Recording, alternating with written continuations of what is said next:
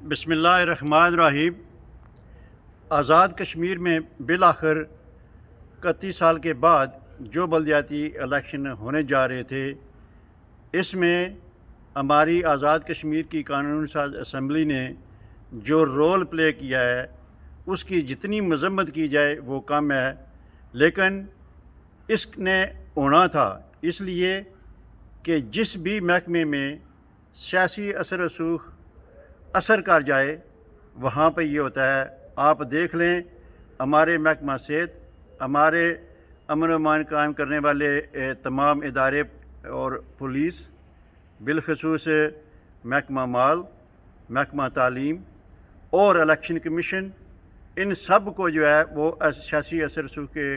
Under رکھا گیا ہے، اور آج تک ہماری قانون ساز اسمبلی بنانے کے جو مقاصد تھے ان پر کام ہی نہیں کیا گیا، بلکہ انگوٹھا چھاپ لوگوں کو وہاں بھیج کر صرف اور صرف طبقاتی نظام کو تقویت دی گئی، خاندانی سیاست کو پروان چڑھایا گیا۔ اسی لیے چونکہ جو بویا جاتا ہے وہی کاٹا جاتا ہے، آج تیسری اور چوتھی نسل کے سیاستدان جو آ رہے ہیں وہ صرف اور صرف ان فیملیوں میں سے آ رہے ہیں جو 1960، 70 اور 80 میں سیاست میں حصہ لیتی تھی، اور باقیوں کے راستے بند کر دیے گئے۔ لیکن افسوس سے یہ کہنا پڑتا ہے کہ ہمارے وہ لوگ جو بلدیاتی نظام کا حصہ تھے 80s کی دہائی میں، ان میں سے آج تک کسی نے یہ پروٹیسٹ نہیں کیا، کسی نے یہ معاملہ نہیں اٹھایا، کسی محفل اور کسی فورم پر یہ بات نہیں کی کہ ہمارے بلدیاتی الیکشن ہونے چاہیے۔ خوش قسمتی سے میں کریڈٹ دیتا ہوں چودھری یاسین صاحب کو، جنہوں نے 2011 کے جنرل الیکشن سے پہلے یہ وعدہ کیا کہ اگر پیپلز پارٹی کی حکومت آئی تو ہم بلدیاتی الیکشن کرائیں گے۔ وہ میں نے ان کی بات نوٹس کی کہ یہ کرائیں گے، تو میں نے ان کو کافی حد تک سپورٹ بھی کیا کہ یہ ایک ایسا بندہ نظر آ رہا ہے جو بلدیاتی الیکشن کرائے گا۔ لیکن بدقسمتی سے انہوں نے 5 سال گزارے، اور نہ ہی انہوں نے کبھی اس کے بعد بات کی، اور نہ ہی اس میں نون لیگ جو اس وقت اپوزیشن میں تھی انہوں نے بات کی، پیپلز مسلم لیگ نے کبھی نہیں بات کی، کسی بندے نے اسمبلی کے اندر نہیں بات کی۔ اگرچہ سوشل میڈیا پر میں کبھی کبھار کچھ نہ کچھ یاد آنے کے لیے سالانہ طور پر، ماہانہ طور پر لکھ دیا کرتا تھا، لیکن وہ برائے نام تھا، کوئی کسی کو اثر نہیں ہو رہا تھا۔ پھر کسی حد تک عوام نے یہ نوٹس کیا کہ 2016 کے جنرل الیکشن سے پہلے راجہ فاروق قادر صاحب نے وہی منشور اڈاپٹ کیا اور انہیں حکومت بھی ملی۔ انہوں نے بھی یہ وعدہ کیا تھا کہ میں وزارت عظمیٰ چھوڑنا پسند کروں گا لیکن 6 مہینے کے اندر اندر الیکشن کروں گا۔ میں سمجھتا ہوں کہ وہ لوگوں کی رگ سمجھ چکے تھے کہ یہ ایک ایشو عوام میں سے رکھنا چاہیے، اور اس کی وجہ سے ہر حلقہ انتخاب سے کم و بیش 5-10% لوگ ووٹ ہمیں اس نظریے پر دیں گے، اس منشور پر دیں گے، لیکن انہوں نے بھی کوئی غور نہیں کیا۔ لیکن اس کا فائدہ ہمیں یہ ہوا کہ آخری سال سے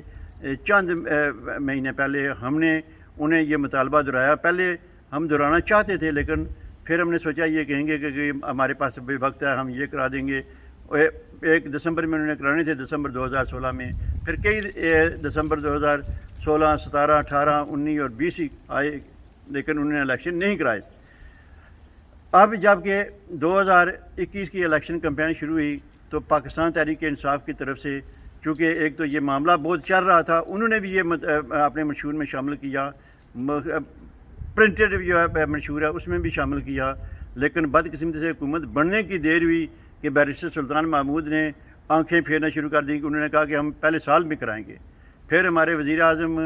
سردار عبدالقیوم صاحب نے آئے، انہوں نے کہا کہ میں آتے ہی یہ 6 مہینے سال جلدی سے جلدی کراؤں گا۔ الیکشن کمیشن جو ہے وہ بھی یہ کام نہیں کرنا چاہتا تھا کہ یہ ایک اضافی کام ہے، کیا ضرورت ہے اس کی، کیا کریں۔ لیکن پھر ہم اس کو جو ہے وہ کورٹ میں لے کر گئے، تو کورٹ نے جب یہ ڈیسیجن دیا کہ آپ کو الیکشن کرانے پڑیں گے، تو وہ پھر جا کر الیکشن کمیشن کسی حد تک اس میں ایکٹیو ہوا، جو آج تک اپنے اس بات پر قائم ہے کہ وہ الیکشن کرائیں گے۔ مگر جن لوگوں کو ہم نے بھیجا تھا اسمبلی میں ہمارے حقوق کا تحفظ کریں گے، وہی ہمارے جو ہے وہ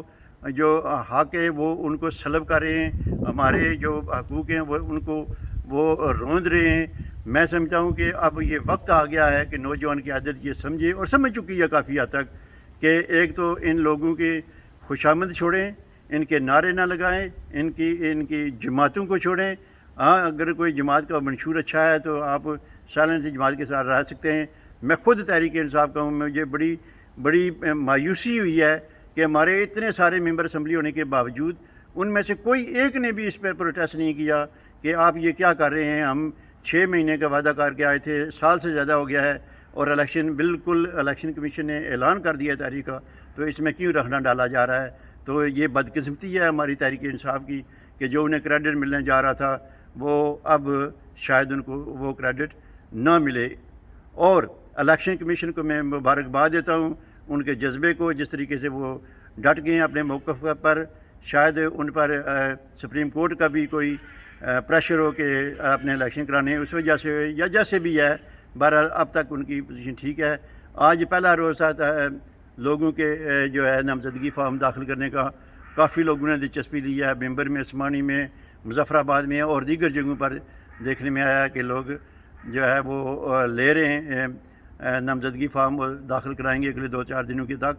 تو یہ جو ایک ایسا پیریڈ آیا ہے، اس میں سمجھتا ہوں کہ الیکشن کمیشن کو 2-4 روز کی اور جو ہے وہ بڑھا دینی چاہیے کہ تاریخ نامزدگی کے اختتامی جو ہے 22 تاریخ کے بجائے اگر 25-26 تاریخ کا کر دیں تو پچھلے 2-3 روز جو تذبذب کا ٹائم گزرا ہے اس سے لوگ فائدہ اٹھا سکیں اور لوگ زیادہ سے زیادہ ان انتخابات میں حصہ لیں۔ میں الیکشن کمیشن کو اور سپریم کورٹ کو یقین دلاتا ہوں کہ آزاد کشمیر کی نوجوان نسل آپ کے ساتھ کھڑی ہوگی اور ان الیکشن کو کامیاب کرانے میں بھرپور حصہ لے گی۔ اور اگر سیاسی جماعتیں حصہ نہیں لیتی تو آپ دیکھیں گے کہ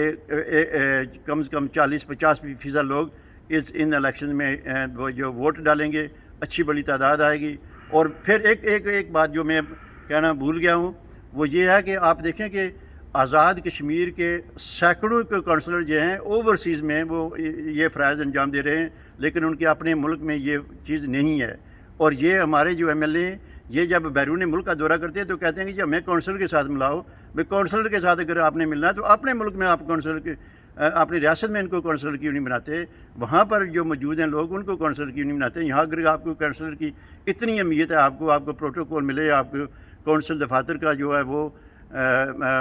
دورہ کرایا جائے، آپ کو ڈنر کرایا جائیں، لیکن جب اپنے ملک میں جاتے ہیں لوگ بیٹھے ہوئے ہیں دیکھ رہے ہیں۔